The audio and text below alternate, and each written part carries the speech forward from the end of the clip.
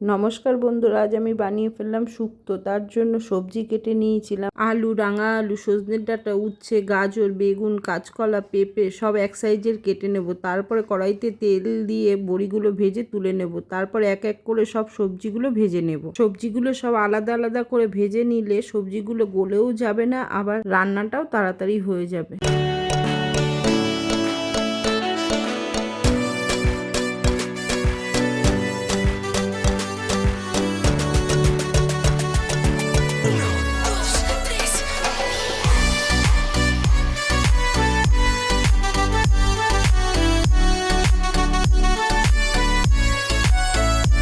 তারপরে কড়াইতে পরিমাণ মতন তেল দিয়ে দুটো শুকনো লঙ্কা ও রাঁধুনি ফোড়ন দিয়ে দেবো। শুক্তোতে লঙ্কা চলে না, তাও আমি এখানে ফ্লেভারের জন্য দুটো শুকনো লঙ্কা দিলাম। তারপরে ভেজে রাখা সবজিগুলো দিয়ে কিছুক্ষণ নাড়িয়ে চাড়িয়ে 1 থেকে 1.5 চামচ আদা বাটা দিয়ে দেবো।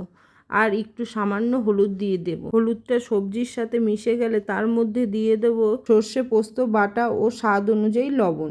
একটু জল দিয়ে ভালো করে মিশিয়ে নিয়ে তার মধ্যে দিয়ে দেবো 1 বাটি দুধ আর একটু গরম জল দিয়ে গ্যাসটিকে লো ফ্লেম করে কিছুক্ষণ ফুটতে দিলাম। সবজিগুলো পুরোপুরি গলে গেলে তার মধ্যে ভেজে রাখা বড়িগুলো দিয়ে দেবো। বড়িগুলো দেওয়ার পরে আমি প্রথমে কিছুটা পাঁচফোড়ন শুকনো কড়াইয়ে ভেজে রেখেছিলাম, সেটাকে গুঁড়ো করে দিয়ে দেবো। আর 2 চামচ মতন চিনি, 1 চামচ মতন ঘি দিয়ে নামিয়ে নিলাম শুক্তো।